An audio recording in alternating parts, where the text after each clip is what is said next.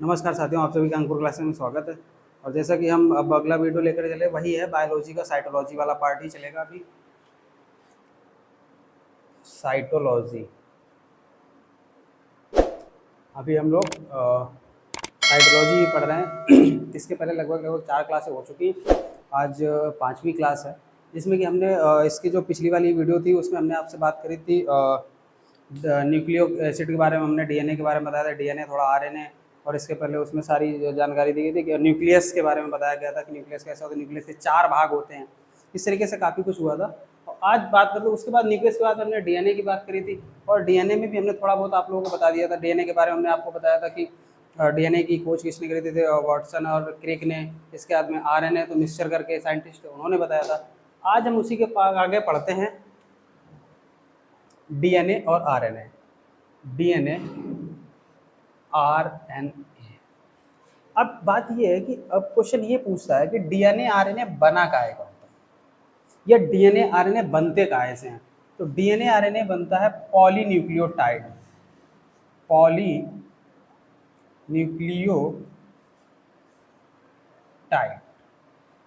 अब बात को समझना। इस पॉली का मतलब क्या होता है? इस पॉली का मतलब होता है बहुत। इस पॉली का मतलब होता है बहुत। न्यूक्लियोटाइड का ही मतलब होता है न्यूक्लिक एसिड या न्यूक्लिक अम्ल। तो अब बात ये आती है कि जो डीएनए है और आरएनए है, जो डीएनए और आरएनए है, ये किससे बना हुआ था? पॉलीन्यूक्लियोटाइड से, मतलब बहुत सारे न्यूक्लियोटाइड्स होते हैं। पॉली का अर्थ क्या होता है? बहुत। तो जब बहुत सारे न्यूक्लियोटाइड आपस में मिलेंगे तो या तो फिर डीएनए बनेगा या तो फिर आरएनए बनेगा। ये चीज समझ में आई? मतलब कहने का मतलब यह है कि डीएनए और आरएनए काहे से बनते हैं या किसके बने होते हैं? तो डीएनए और आरएनए पॉलीन्यूक्लियोटाइड्स के बने होते हैं। पॉलीन्यूक्लियोटाइड्स, अब इस पॉली का अर्थ क्या होता है? बहुत या काफी, या कुछ भी बोल सकते हो, बहुत या काफी या ज्यादा।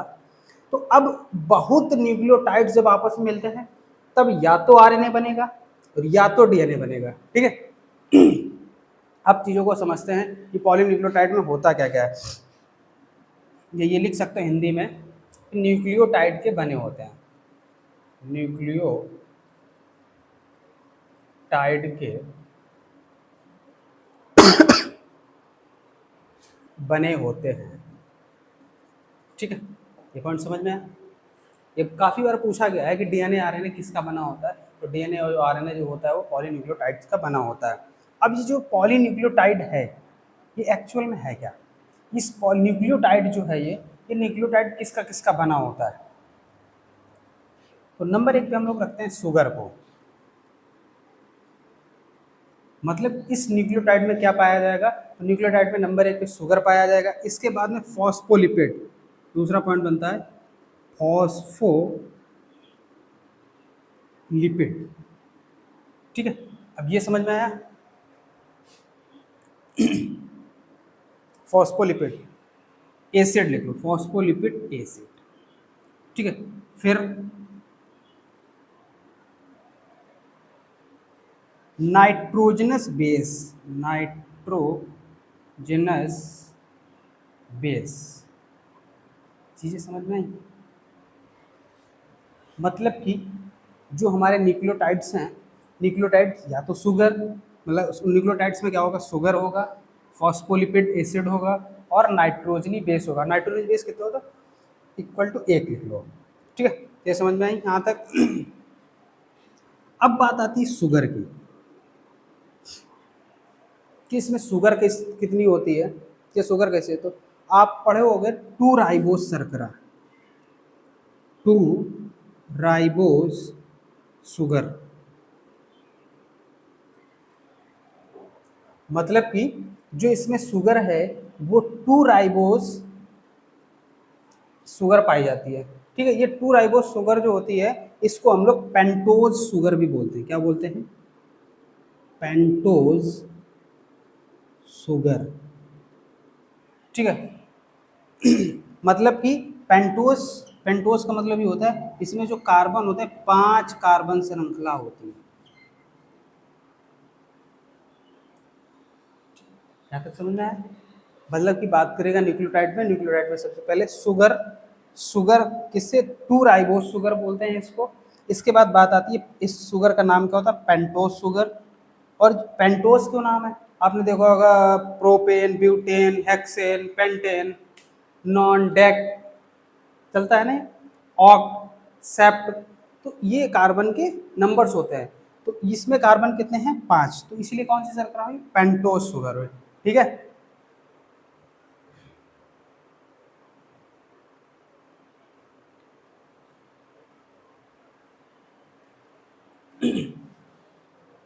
अब बात करते हैं फॉस्फोलिपिड की। अब इस फॉस्फोलिपिड का काम क्या है, इस फॉस्फोलिपिड का काम है हेलिक्स बनाना, हेलिक्स का निर्माण करना। बात समझे, शुगर का काम है, शर्करा का काम है, मतलब कि पेंटोज शुगर, उसके माध्यम से लिपिड बनते हैं। फॉस्फोलिपिड का काम क्या है, फॉस्फोलिपिड एसिड को, फॉस्फोलिपिड एसिड का काम है कि ये हेलिक्स बनाता। मैंने आप लोगों को बताया था कि कार्बन मतलब जैसे मान लो डीएनए है, तो डीएनए जो है वो डबल हेलिक्स होता है, ठीक है, और आरएनए जो होता है वो सिंगल हेलिक्स होता है। चीजें समझ में आई, तो ये जो हेलिक्स है ये फॉस्फोलिपिड का बना होता है, ठीक है। अच्छा, एक चीज और आई कि इसमें राइबोज शर्करा और टू राइबोज शर्करा, और अगर बात करता है आरएनए में, तो आरएनए में जो है वो राइबोज शुगर पाई जाती है, राइबोज शुगर। ये किस में पाई जाती है, ये आरएनए में पाई जाती है, समझना है इस चीज को। शुगर, बात करें डीएनए में, तो डीएनए में टू राइबोज शर्करा पाई जाती है, इसीलिए इसका नाम डीएनए का फुल फॉर्म है डी राइबोज शर्करा। मतलब कि डी का मतलब यहाँ पे डाई होता है, डाई का मतलब दो, तो डीएनए में दो राइबोज शर्करा पाई जाएगी और इसमें राइबोज शर्करा पाई जाएगी, किसमें, आरएनए में सिंगल राइबोज शर्करा पाई जाती है। ठीक है, इतना अच्छा नोट करो।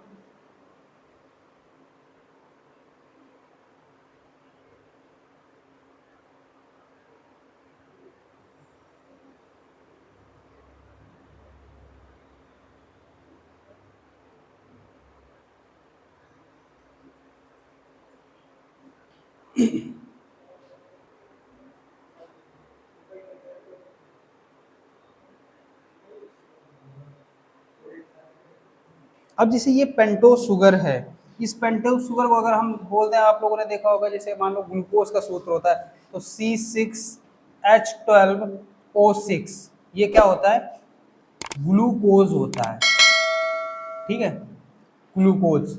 अगर हम इसका नाम इस कार्बन के हिसाब से दे दें तो इसको हम लोग हेक्सोज शुगर भी बोलते हैं, वो कई बार आया है, हेक्सोज शुगर। समझ पाए, ये हमने आप लोगों को शर्करा के तौर पे बता दिया यहाँ पर। जैसे कि यहाँ पर हमने बोला था कि पेंटोज शुगर होता है, 5 कार्बन श्रृंखला होती है, इसी तरीके से ग्लूकोज में 6 कार्बन श्रृंखला होती है, तो 6 कार्बन श्रृंखला वाले को क्या बोलते हो, हेक्सोज शुगर बोलते हो। इसके बाद में मैंने बोला आप लोगों को डीएनए आरएनए काय का बना होता है, पॉलीन्यूक्लियोटाइड का होता है। पॉली का अर्थ होता है बहुत, न्यूक्लियोटाइड तो मतलब डीएनए आरएनए जो है न्यूक्लियोटाइड के बने होते हैं, ठीक है। इसके बाद बात करते हैं इस न्यूक्लियोटाइड में क्या क्या पाया जाएगा, तो sugar plus phospholipid acid plus नाइट्रोजनी बेस, ठीक। शुगर में मैंने बोला टू राइबोज शुगर, आरएनए को अलग से लिखवा दिया क्योंकि इसमें टू राइबोज शर्करा पाई जाती है और इसमें राइबोज शर्करा पाई जाती है, ठीक है। अब इस राइबोज शर्करा का दूसरा नाम जो है वो पेंटोज शुगर बोलते हैं। पेंटोज क्यों बोलते हैं, क्योंकि कार्बन की जो है इसमें 5 श्रृंखला होती है। फॉस्फोलिपिड एसिड का काम क्या है, इसके हेलिक्स का निर्माण करते हैं। हेलिक्स मैंने अभी आपको बताया कि जो डीएनए है वो डबल हेलिक्स होता है, आरएनए सिंगल हेलिक्स होता है। तो ये जो हेलिक्स वाला पार्ट है ये किसका बनता है, फॉस्फोलिपिड का बनता है। ये भी पूछा जाता है कि जो डीएनए आरएनए का जो स्ट्रक्चर होता है वो काहे का बना होता है, किसका बना होता है, तो सीधा सीधा आप बोल दोगे फॉस्फोलिपिड का बना होता है, ठीक है। अब बात करते हैं नाइट्रोजन बेस की, ठीक है। ये दो पॉइंट समझ में आ गए। अब नाइट्रोजन बेस को समझते हैं, इतना नोट करो, फिर हम नाइट्रोजन बेस बताएं।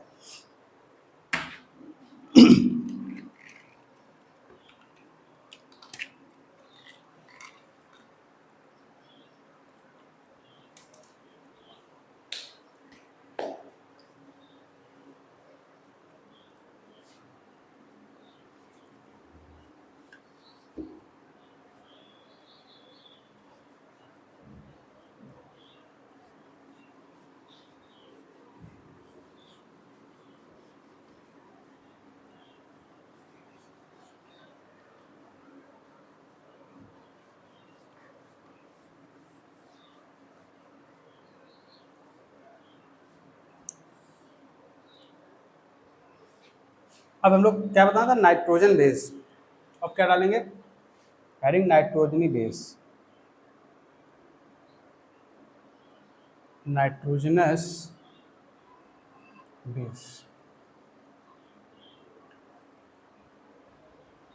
मतलब कि इसको हिंदी में बोलेंगे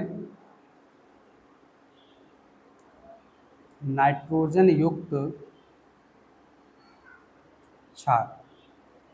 ठीक है, अब इस नाइट्रोजन युक्त क्षार को हम लोग दो पार्ट में बांटेंगे। ठीक है, पहला पार्ट हमारा होगा प्यूरीन,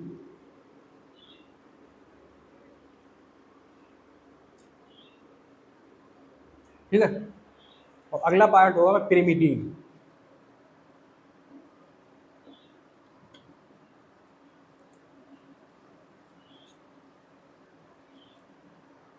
अब आप लोग बोलोगे सर ये कैसे नाम है, ये बायोलॉजी शब्द है, हम अपने तरफ से नाम रखते नहीं है, ये एक लैटिन भाषा की लैंग्वेज होती है, उस हिसाब से नाम रखे होते हैं।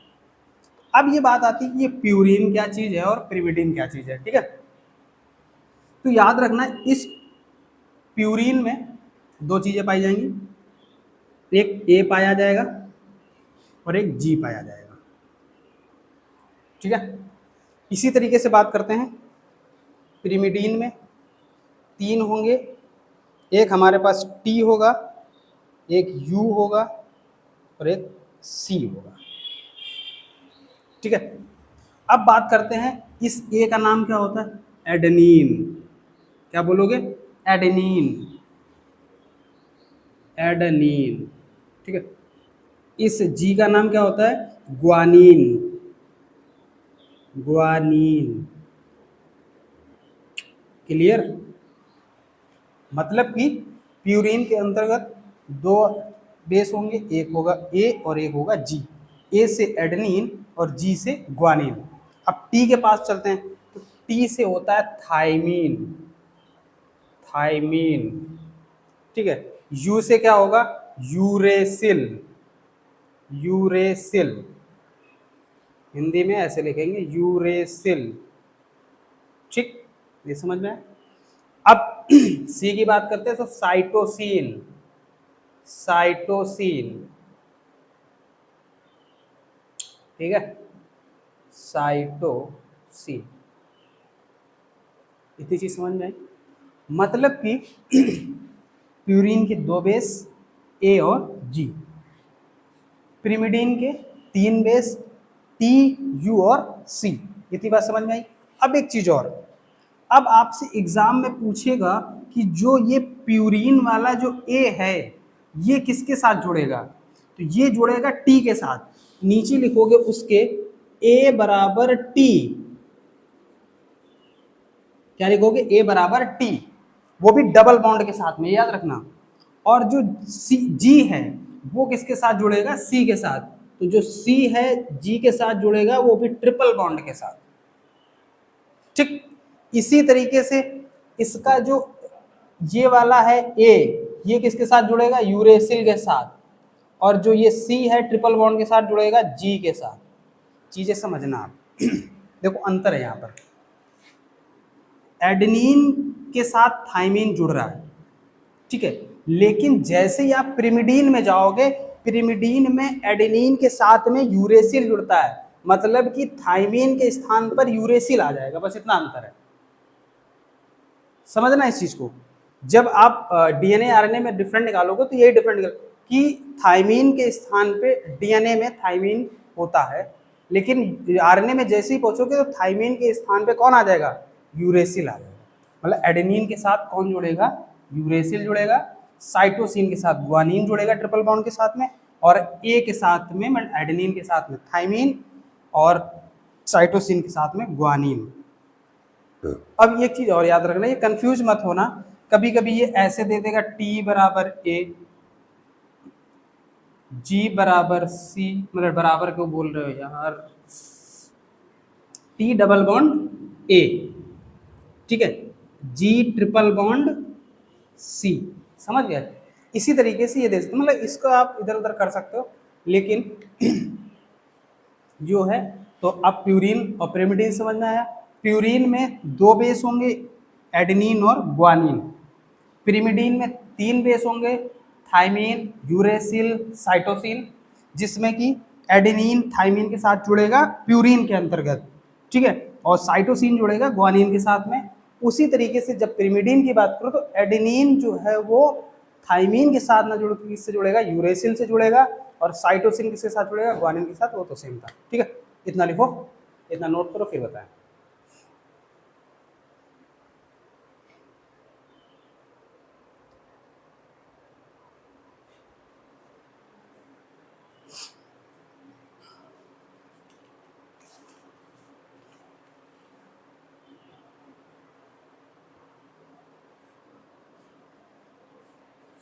एक नोट लगाओ इसको हटा दें पहले।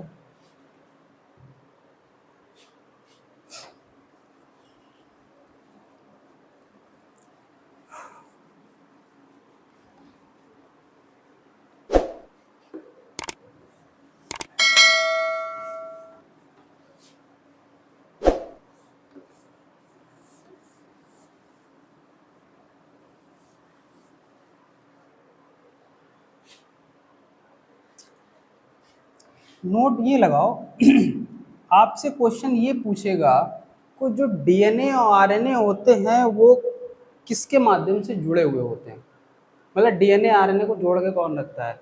तो डीएनए आरएनए हाइड्रोजन बंध के साथ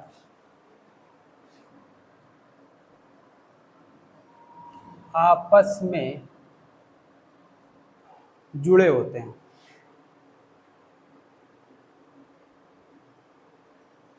ठीक है, समझ में आया। मतलब उसका वो बोलेगा, आपसे क्वेश्चन करेगा डीएनए आरएनए किसके साथ जुड़े होते हैं या किसके साथ बॉन्ड बनाते हैं, तो आप लोग क्या बताओगे, डीएनए जो आरएनए है वो हाइड्रोजन बॉन्ड के साथ में आपस में जुड़े हुए होते हैं मतलब किसके साथ में, ऐसे भी लिख सकते हो,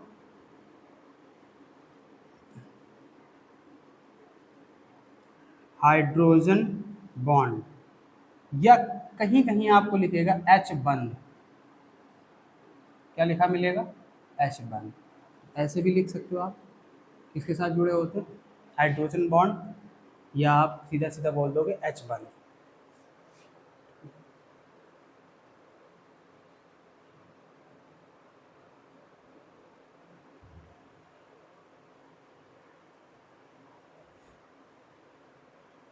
अब बात ये आती है कि डीएनए आरएनए की जो हेलिक्स होती है, डीएनए आरएनए की जो हेलिक्स है वो किसकी बनी होती है। तो अभी मैंने आप लोगों को बताया था फॉस्फेट की बनी होती है, किसकी बनी होती है, फॉस्फेट की बनी होती है,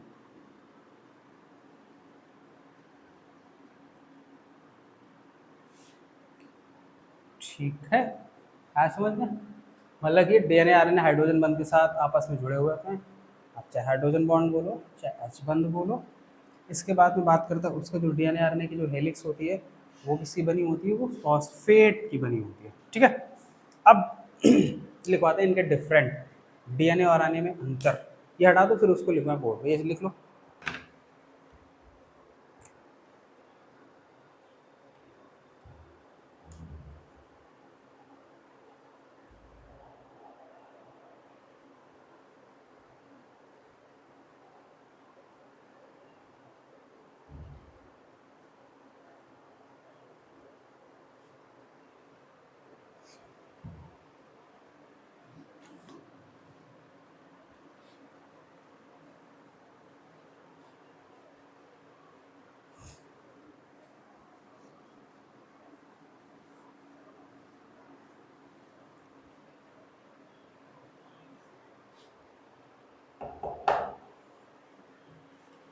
एक तरफ हम लोग लिखते हैं डीएनए और एक तरफ लिखेंगे आरएनए, ठीक है।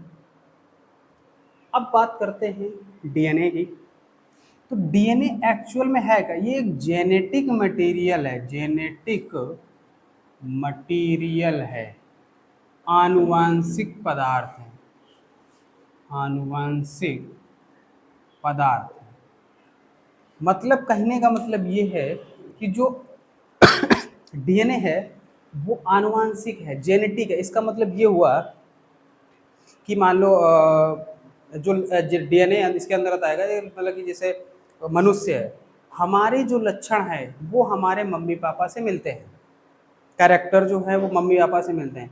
तो डीएनए जो है वो आनुवांशिक पदार्थ है, ये पीढ़ी दर पीढ़ी जो है वो बढ़ता रहता है, पीढ़ी दर पीढ़ी स्थानांतरित होता है, ट्रांसफर होता रहता है। अब समझ में आया? अगर सिंपल सी लॉजिक भाषा में बोले, डीएनए क्या है, तो डीएनए एक जेनेटिक मटेरियल है जो स्टेज बाय स्टेज, मतलब जो आने वाली पीढ़ी है उसमें जो है ट्रांसफर होता रहता है। ठीक है, देखा होगा हम लोगों के जो लक्षण हैं वो माता पिता से मिलते हैं, माता पिता, दादी बाबा, नाना नानी, पर नाना नानी। तो देखा होगा ना, कभी कभी हम लोग बोल देते हैं जो इसकी आंखें हैं वो पापा पे गई हैं, इसकी नाक जो है मम्मी के तरीके है। या जेनेटिक में एक चीज़ और आ जाती है इसमें, हम लोग जेनेटिक में कुछ वो ले लेते हैं, जैसे मान लो पापा की 25 साल की उम्र में बाल झड़ गए थे, तो अब लड़के के भी झड़ने लगे 25 साल की उम्र। तो इसका मतलब ये हुआ कि जेनेटिक मटेरियल, जो पापा के जो जेनेटिक लक्षण थे वो अब लड़के में लक्षण आ गए। अब समझ में आया डीएनए क्या चीज है या जेनेटिक मटेरियल हमने इसको क्यों बोला, आनुवंशिक पदार्थ क्यों बोला? मतलब कि एक पीढ़ी के लक्षण दूसरी पीढ़ी में दिखाई देना, इसीलिए क्या बोलते थे, डीएनए आनुवंशिक पदार्थ होता है। ठीक है, ये चीज समझ में आई। अब बात ये आती है कि जो ये डीएनए है वो बना काहे का होता है या किस किस चीजों से मिलकर बना होता है। तो बात करते हैं डीएनए प्लस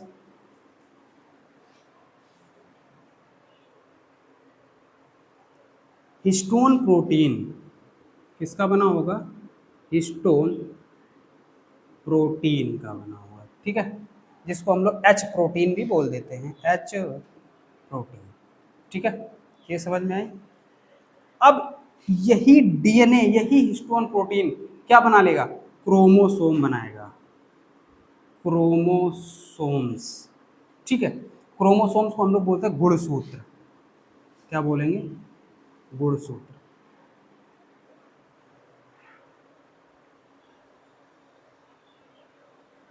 चलो अच्छा, पहले थोड़ा डीएनए का समझ में आ गया इतना कि डीएनए क्या है, जेनेटिक मटेरियल होता है, ये पीढ़ी दर पीढ़ी में स्थानांतरित होता है, ट्रांसफर होता है, और इसके लक्षण हमें दिखाई देते हैं। मैंने जैसे एग्जांपल बताया कि माता पिता के जो लक्षण है या कोई भी चेहरा, नाक, मतलब कि कोई ना कोई स्ट्रक्चर या कोई ना कोई कैरेक्टर अगली पीढ़ी में दिखाई देना, दृष्टिगत हो जाना, तो वो होता है। इसके लिए हम लोग उसमें किसको रखते हैं? डीएनए को रखते हैं। अब थोड़ी देर के लिए हम लोग इसको साइड करते हैं, पहले आरएनए को समझ लेते हैं। बात करते हैं आरएनए। आरएनए क्या चीज होती है? हमने इसको तो बोल दिया जेनेटिक मटेरियल। अब बात आती है कि आरएनए क्या होता है। तो आरएनए जो होता है, it is helpful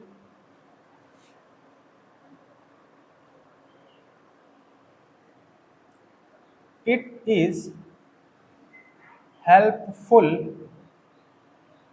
protein making, protein making and synthesis.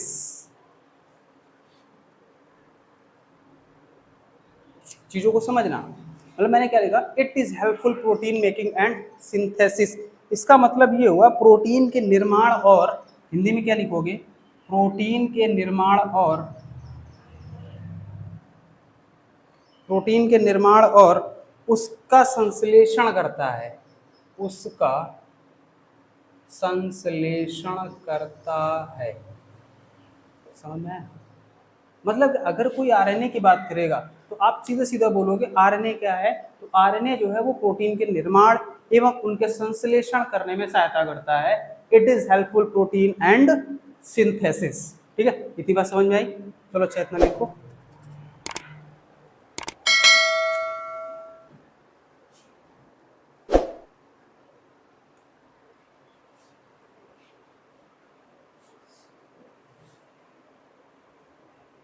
ठीक है, अब बात करते हैं हम आरएनए को। मान लो यहाँ पर एक बार फिर अगर हम आरएनए लिख लें और डिफिनेशन के बाद में, तो आरएनए को हम लोग तीन भागों में या तीन पार्ट में बांट लेंगे।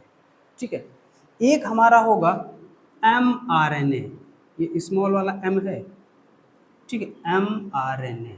ठीक, दूसरे नंबर पर हमने किसको रखा था?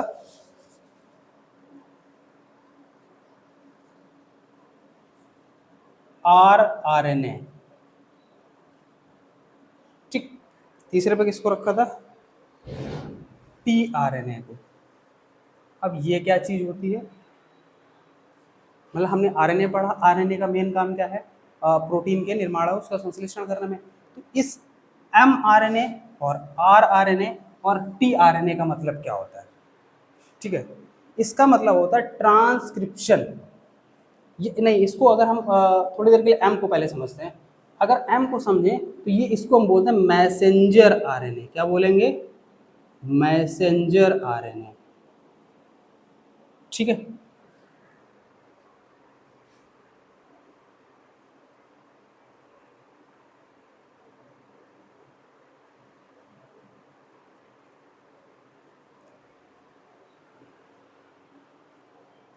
और इसको बोलते हैं ट्रांसलेशन आरएनए या ट्रांसलेशन आरएनए। ठीक है, अब इसको हम लोग बोल देते हैं ribose RNA, ribose RNA. Translation, इसको ट्रांसफर लिखो, ज़्यादा समझ में आएगा। अभी थोड़ा एक्सप्लेन करना है इसको। इसको ट्रांसफर लिख लो, ट्रांसफर आरएनए। ठीक है, समझ में आया? मतलब कि जो एमआरएनए है इसको हम मैसेंजर आरएनए बोलेंगे, आरएनए इसको राइबोस आरएनए, ये ट्रांसफर आरएनए। इसका मतलब ये हुआ, जो हमारा एमआरएनए है वो प्रोटीन मेकिंग एंड सिंथेसिस में मैसेज देता है, संदेश देता है। ठीक है, समझना इस पॉइंट को। इसके बाद में टीआरएनए का काम क्या है? बॉडी के अंदर उसको ट्रांसफर करना। ठीक है, राइबोस का काम क्या है? इसका अनुवादन करना। अब चलो नीचे लिखाते हैं इसके बाद में, मतलब कि नोट लगाओ एक। ठीक है, नोट लगाया, हमने लिखा डीएनए। ठीक, फिर लिखा डीएनए से क्या बनेगा? आरएनए, और आरएनए से क्या बनेगी? प्रोटीन।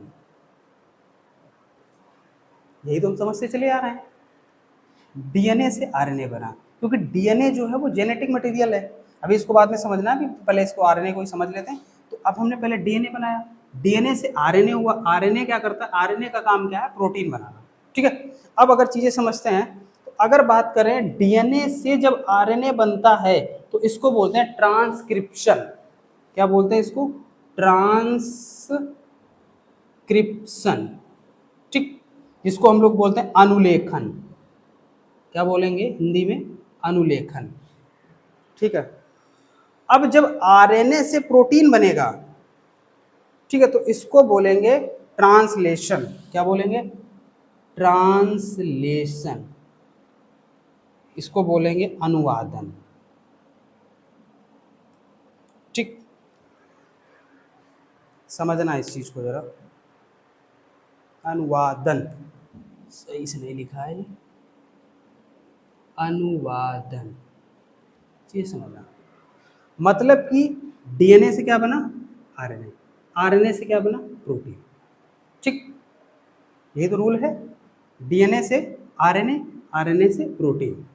ठीक है, ये क्वेश्चन बहुत बार पूछा था। यहाँ से क्वेश्चन बनता है कि डीएनए से जब आरएनए बनता है तो उस क्रिया को क्या बोला जाता है? उस क्रिया को अनुलेखन बोला जाता है। फिर क्वेश्चन ये बनेगा, आरएनए से जब प्रोटीन का निर्माण हो रहा होता है तो उसको क्या बोला जाता है? जो वो बनने की प्रक्रिया, उसको क्या बोलते हैं? उसको बोलते हैं अनुवादन, ट्रांसलेशन। ठीक है, अच्छा, ये तो चीज क्लियर हो गई। अब बात करते हैं, ये वाला जो प्रक्रिया है ये सब पर चलती है। इसको यहाँ से ना लिख करके यहाँ से ऐसे करके लिखा है। ठीक है, ये नोट में हमने लिखवाया था कि डीएनए से आरएनए और आरएनए से प्रोटीन। तो डीएनए से जब आरएनए बनेगा अनुलेखन, और आरएनए से जब प्रोटीन बनेगा तो अनुवादन, मतलब ट्रांसलेशन, और डीएनए से आरएनए ट्रांसक्रिप्शन।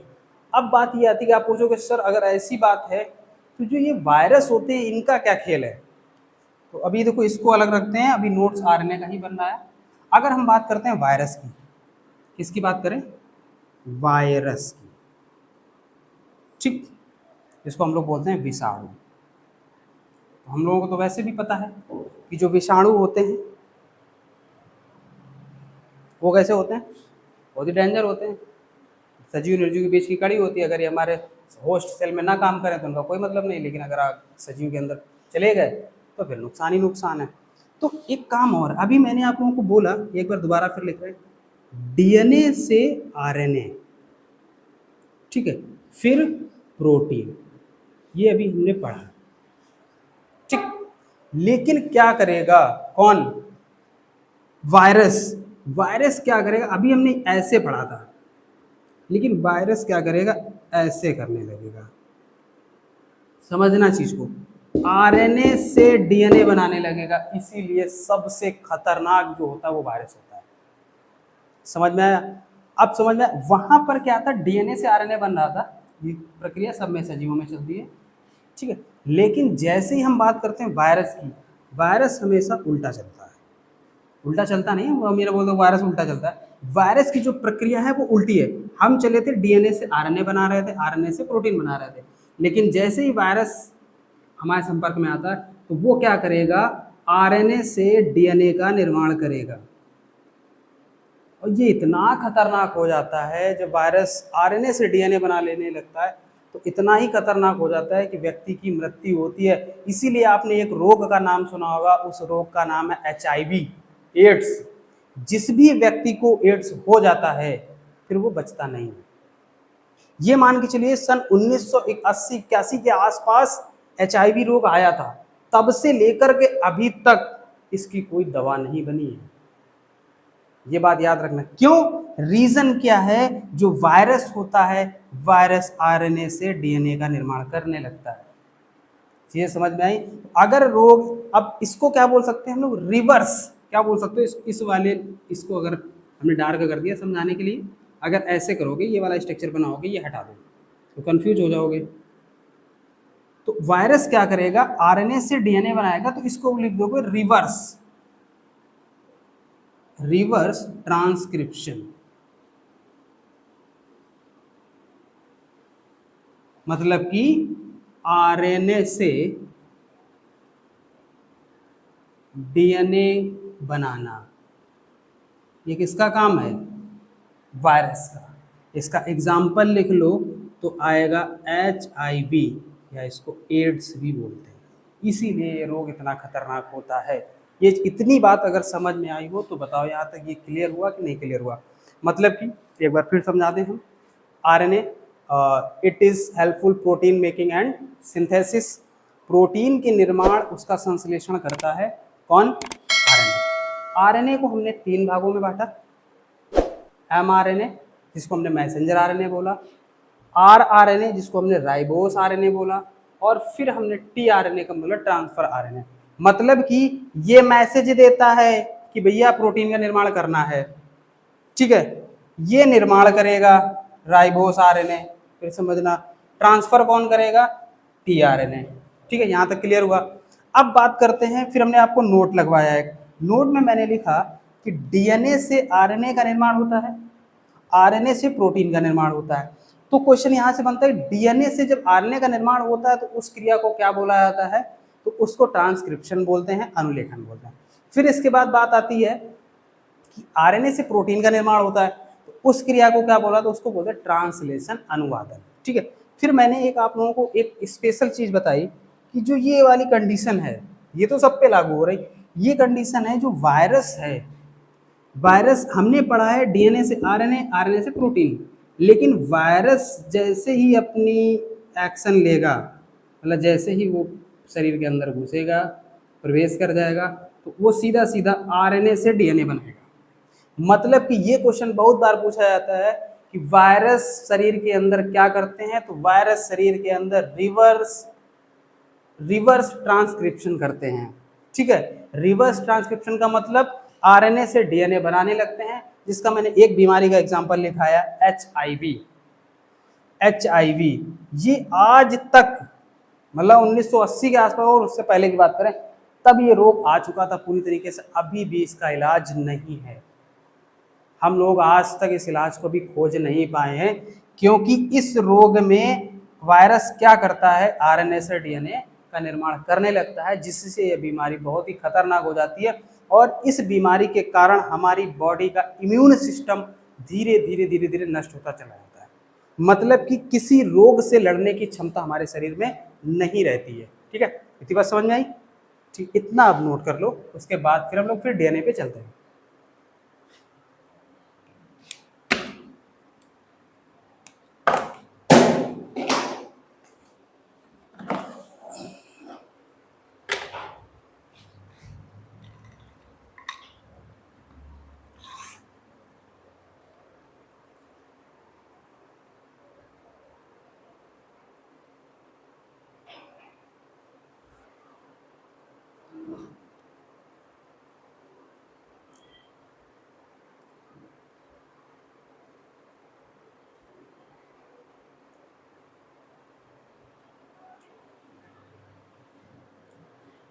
हटा दें।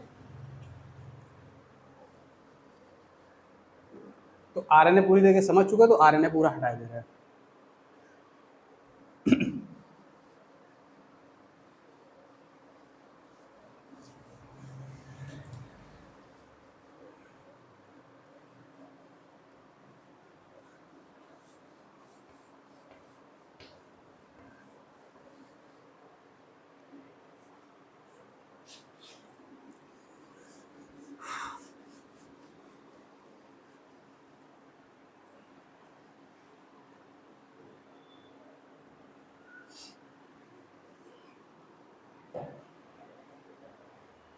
देखो अब फिर समझते हैं हम लोग डीएनए को। मैंने आप लोगों को डीएनए का बताया था, ये डीएनए था हम लोगों को। डीएनए के बारे में मैंने बताया आप लोगों को, ये जेनेटिक मटेरियल आनुवंशिक पदार्थ है। DNA plus हिस्टोप्रोटीन। डीएनए किसका बना होता है? हिस्टोप्रोटीन का, एच प्रोटीन बोल देते हैं। अब ये डीएनए जो है वो क्रोमोसोम, गुणसूत्र, क्या बनेंगे इससे? गुणसूत्र। ठीक है, अब बात ये आती है जो गुणसूत्र होते हैं, कि गुणसूत्र कैसे, मैंने डीएनए के बारे में आप लोगों को स्ट्रक्चर ऐसे करके बताया होगा, तो वही चीज क्या होती है, ऐसे बन जाता है, ऐसे। मतलब अगर इसको बनाने पे आओ, ये ठीक है, ज़्यादा ड्राइंग अच्छी नहीं है, समझा सकते हैं बस, ठीक है। एक चीज और याद रखना, गुणसूत्र हमेशा जोड़े में होंगे। मतलब 2 का जोड़ा बन सकता है, 4 का, 8 का, 10 का, 12 का, 14 का। तो एक पहला पॉइंट यही हमें याद रखना है, हमें दिमाग में बैठ जाना चाहिए कि गुणसूत्र हमेशा कैसे होंगे?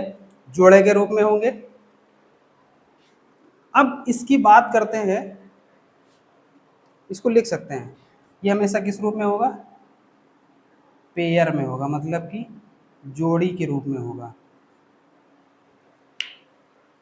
बात ये आती है इस क्रोमोसोम की खोज किसने करी थी? तो क्रोमोसोम की डिस्कवरी जो है, मैंने आप लोगों को बोला था, इसमें साइंटिस्टों को बहुत याद रखना पड़ेगा। वॉल्डेयर नाम आता है, वॉल्डेयर एंड फ्लेमिंग, वॉल्डेयर एंड फ्लेमिंग, ठीक है।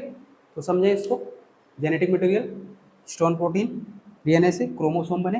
क्रोमोसोम जो होते हैं ये जस्ट लाइक थ्रेड लाइक होते हैं, मतलब जस्ट लाइक ना बोल के, थ्रेड लाइक स्ट्रक्चर होता है इनका, थ्रेड लाइक स्ट्रक्चर, ये भी हम समझ लिए। मतलब कि इनकी संरचना धागे नुमा संरचना होती है, ठीक है। ये भी पॉइंट समझ गए हम लोग कि इनकी जो संरचना होगी वो धागे नुमा होगी। अब बात करते हैं, और दूसरा पॉइंट ये भी हमने बताया कि जो हमारे क्रोमोसोम होंगे वो हमेशा पेयर में होंगे, जोड़ी के रूप में होंगे। जिस तरीके से अगर हम बात करते हैं, हम अपनी ही बात करते हैं, मतलब मानव की बात करते हैं, तो ह्यूमन बॉडी, तो ह्यूमन बॉडी में अगर बात करते हैं क्रोमोसोम कितने होते हैं, गुणसूत्र कितने होते हैं, तो 23 जोड़ी। कितने होंगे? 23 जोड़ी, जिसको हम लोग लिख सकते हैं 46। तो ये क्वेश्चन बहुत बार पूछा गया है कि मनुष्य में कितने जोड़ी गुणसूत्र पाए जाते हैं, क्रोमोसोम होते हैं? तो आप लोग बताओगे 23 जोड़ी 46 गुणसूत्र होते हैं, ठीक है। अच्छा, कुछ स्टार बना के कुछ लिख लो, जैसे ह्यूमन बॉडी बॉडी में कितने पाए जाते हैं? 23 जोड़ी पाए जाते हैं। इसके बाद में अगर बात करें चिंपैंजी में, चिंपैंजी सुना ही होगा आप लोगों ने, चिंपैंजी में कितने जोड़ी पाए जाते हैं? तो 24 जोड़ी पाए जाते हैं। 24 का मतलब कितने हो जाएंगे? 48 गुणसूत्र। मतलब हमसे जो है वो एक जोड़ी गुणसूत्र इनका क्या होता है? ज्यादा होता है। गेहूं में कितने होते हैं? इसमें हमसे कम होता है। गेहूं में कितने गुणसूत्र पाए जाते हैं? तो 22 जोड़ी गुणसूत्र पाए जाएंगे, मतलब कि 44 गुणसूत्र पाए जाएंगे। समझ में आया? अच्छा, मटर में कितने पाए जाते हैं? आप लोग बताओ। पी, मटर को इंग्लिश में क्या बोलते हैं? पी बोलते हैं, मटर। तो मटर में 7 जोड़ी पाए जाते हैं, मतलब कि 14 गुणसूत्र। ठीक है, आगे लिखवाएंगे जब अभी आगे पढ़ाएंगे। इतने हो गए, थोड़े बहुत बता दिए। ह्यूमन बॉडी में 23, चिंपैंजी 24, गेहूं में 22, मटर में 7 जोड़े। ठीक है, लिख लो इतना, फिर आगे कराएं।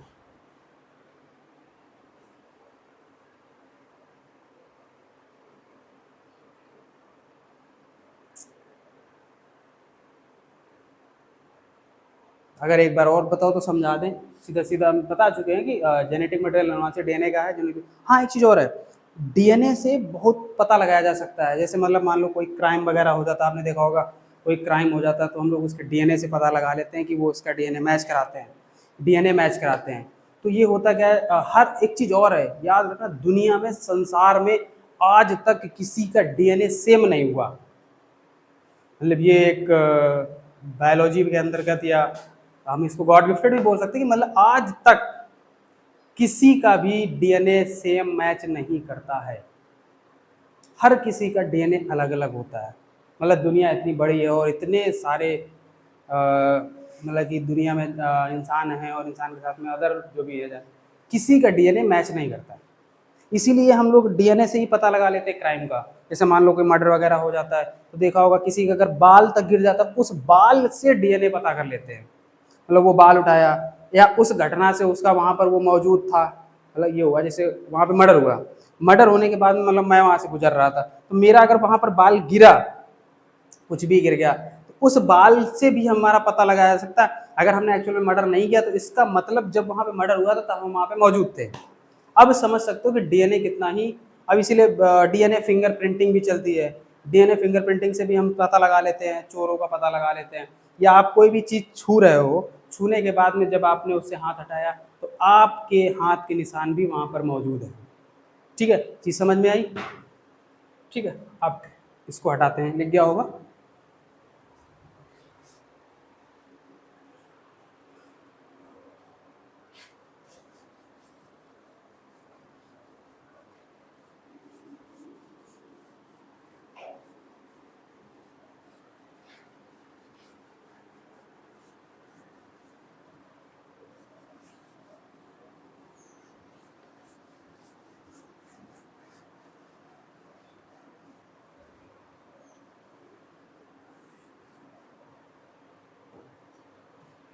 अब देखो, हम लोग मनुष्यों के बारे में ही पढ़ा देते हैं।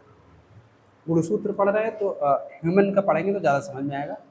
हमने बताया था कि ह्यूमन में जो है वो 23 जोड़ी गुणसूत्र पाए जाते हैं। कितने?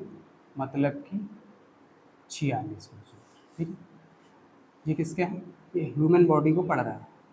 अब ह्यूमन बॉडी में ये मत कह देना कि मेल या फीमेल। ह्यूमन बॉडी का मतलब चाहे वो ह्यूमन, ह्यूमन देखो, लड़का भी ह्यूमन होता है, लड़की भी ह्यूमन होती है। ठीक है, अब बात ये करते हैं, इन 23 जोड़ी गुणसूत्रों को हम 2 पार्टों में बांट लेंगे। समझना है इस चीज को।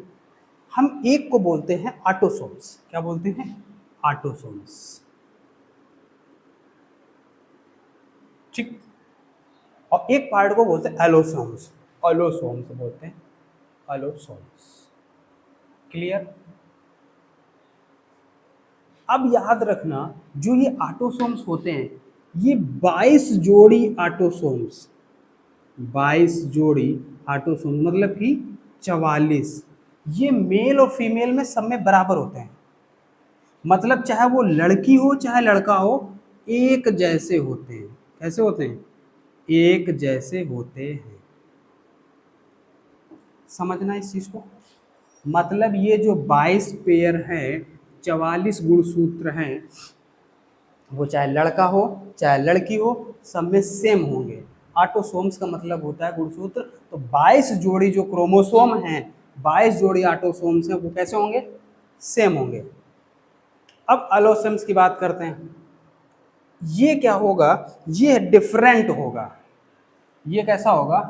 ये डिफरेंट होगा, मतलब अलग अलग होगा। समझना इस चीज को। अलग अलग का मतलब ये वाला जो पार्ट होगा ये लड़के में अलग होगा, लड़की में अलग होगा। मतलब ये एक पेयर होता है मात्र, एक पेयर का मतलब सिर्फ 2। ठीक है, समझना इस चीज को। ऑटोसोम्स बिल्कुल सेम, चाहे वो लड़का हो चाहे लड़की, मतलब 44 गुणसूत्र सेम होते हैं। इसके बाद बात करते हैं अलोसोम्स की। अलोसोम्स होता है डिफरेंट, मतलब अलग अलग। यहाँ पर क्या होगा, जो मेल होगा, जो लड़का होगा, उसके अंदर एक्स और वाई गुणसूत्र होगा। ठीक है, समझ में आया। अगर बात करते हैं फीमेल की, तो फीमेल के अंदर एक्स और एक्स गुणसूत्र होगा। समझ में आया ये पॉइंट की नहीं समझ में आया? डिफरेंट में एक देखो, यहाँ पर 44 हो गए, तो अब हमारे पास बचे कितने, दो। अब दो वो मतलब अलोसम जो बोलेंगे उनको, इनको लिंग गुणसूत्र भी बोला जाता है। जो 23वीं जोड़ी का गुणसूत्र होता है, 22 तो सेम होते हैं, 23वीं जोड़ी का जो गुणसूत्र होता है उसको हम लोग लिंग गुणसूत्र भी बोलते हैं।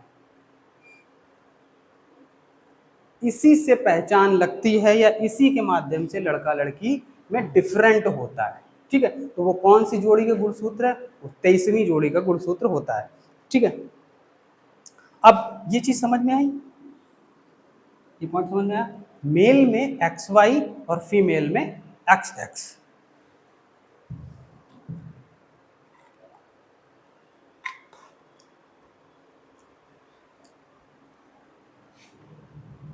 अब इसी तरीके से अगर बात करें बॉय, तो 44 तो सेम थे, प्लस एक एक्स हो गया 45, और एक वाई हो गया 46। समझ गया? तो टोटल कितने हो गए, 46। इसी तरीके से बात करें गर्ल की, तो 44 तो सेम है, प्लस एक एक्स, अभी भी कोई डिफरेंट नहीं, फिर क्या आ जाएगा, एक और एक्स आ जाएगा, हो गया 46। समझ में आया?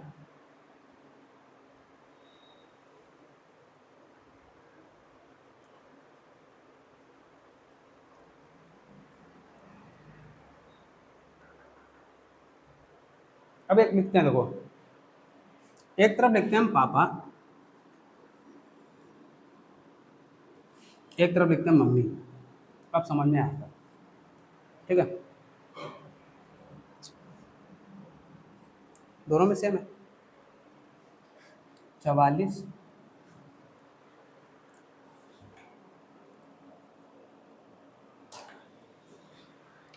ठीक, अब सुनना, अगर ये 44 है,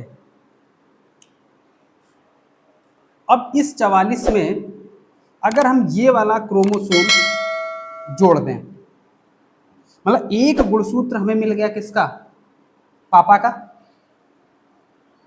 एक्स, और मम्मी का भी हमको एक एक्स वाला ही गुणसूत्र मिल गया, तो जन्म किसका होगा, लड़की। समझना है पॉइंट, फिर से समझो। एक तरफ हमने पापा लिख दिया, मम्मी लिख दिया, मतलब एक समझने के पर्पज से। 44 गुणसूत्र सेम थे तो कोई बात नहीं। अगर पापा का हमने एक्स वाला उठा लिया गुणसूत्र, और मम्मी का भी एक्स वाला गुणसूत्र आया, तो जो जन्म लेने वाली संतान होगी वो लड़की होगी। इसी तरीके से बात करें कि 44 प्लस मम्मी का एक एक्स गुणसूत्र ये आ गया, वाई गुणसूत्र ये हमने किसका ले लिया, पापा का, तो अब किसका जन्म होगा, लड़का का। तो एक चीज याद रखना, ये सरासर गलत है कि एक चीज और है, अभी और थोड़ा बता दें फिर इसके बाद बात करते हैं कि लड़के, देखा होगा समाज में बड़ी कुरीतियां हैं, समाज में बड़ा ताना मिलता है लोगों को कि लड़की पैदा हो गई, तो उसमें अब दोष किसी का नहीं है। उसमें लोग माताओं को ज़्यादा ताना देते हैं कि लड़की लड़की पैदा कर रही है, इसमें दोष उनका नहीं है, दोष इस गुणसूत्र का है। ये वाई गुणसूत्र मौजूद ही नहीं हो पा रहा जिसके कारण लड़का नहीं हुआ। ठीक है, इसकी वजह से बहुत देखा होगा समाज के अंदर बड़ी कुरीतियां फैली होती हैं, आप लोग खुद ही जानते हो, देखते रहते हो। होना क्या चाहिए, अलाओसोम्स जो है, मेल अलाओसोम्स, वो सिर्फ वाई है। जब तक वाई नहीं मौजूद होगा लड़के का जन्म नहीं होगा। ठीक है, बात को समझ में आई। तो यहाँ पर महिलाओं को जो प्रताड़ना दी जाती है वो सरासर गलत होता है कि आप लड़की लड़की पैदा हो गई। तो इसका मतलब यहाँ से नहीं है, क्योंकि जो ये मेल अलाउसोम्स है ये एक्टिव उतना नहीं कर पा रहा है, तो जिससे क्या जन्म हो जाए, लड़के का जन्म हो जाए। अब चीजें समझ में आई। तो अब क्या हो रहा है, मैंने यहाँ पर बताया था एक पापा का एक्स, क्योंकि पापा के जीन में या मेल के जीन में तो एक तो एक्स है ही है, तो अब एक माँ का एक्स चला गया, एक पापा का एक्स आ गया, तो लड़की का जन्म हो ही जाएगा। यही तो हो रहा है, यही हो रहा है। लेकिन अब बात ये कि मान लो माँ, ये तो 44 से सेम है, एक माँ का एक्स आ गया और पिताजी का वाई वाला गुणसूत्र आ गया, तो लड़के का जन्म हो जाता है। ठीक है, ये चीज है, इसको लोग बड़ी क्या नहीं, समाज में थोड़ा क्या अज्ञानता का जो प्रभाव होता है, अज्ञानता की वजह से ऐसी हरकतें हो जाती हैं, बाकी ऐसा है नहीं। हाँ, एक चीज और है, पहले लोग क्या करते थे, अब तो अलाउ नहीं है, हॉस्पिटल में पाबंदी है, सब जगह मतलब कि रोक है, और ये इलीगल काम बोला जाता है इसको, संवैधानिक नहीं है, इलीगल है। लोग क्या करते थे कि माँ के गर्भ में ही बच्चे को पता लगा लेते थे, लिंग से ही पता लगा लेते थे, उसमें कुछ नहीं होता था। हमने आपको पढ़ाया, जीन होता है, डीएनए होता है, तो उसके ऊपर माइनस या प्लस का कुछ हो जाता है, एक मशीन आती है, उसके हिसाब से वो लोग क्या करते हैं, पता लगा लेते हैं। बार के टाइप का होता है, उसको बार बोलते हैं। जीन पे ऐसे करके बार लगाओ तो मशीन बता देती है कि गुणसूत्र कौन सा है, जिसके माध्यम से पता लग जाता है। ये गलत है, सरासर अलाउ नहीं है और ना करना चाहिए। ठीक है, बाकी आज की क्लास इतनी ही रखते हैं। और अब इसके बाद हम लोग डीएनए के बारे में थोड़ा पढ़ चुके हैं, मैंने आपको सारी चीज़ें बता दी हैं इसमें। अगर कोई पॉइंट अगर आपको मिस्टेक लगता है तो आप लोग कमेंट कर सकते हो। दूसरी बात ये है, अब हम लोग जिसका भी अगला टॉपिक जो हमारा होगा, वो अगला टॉपिक हमारा जीन होगा। कौन होगा? जीन। तो अब जब भी हमारा वीडियो, नेक्स्ट वीडियो आएगा, वो रिलेटेड होगा जीन से। उस दिन हम लोग जीन के बारे में बात कर रहे होंगे। ठीक है, आज के लिए इतना ही पर रहते हैं।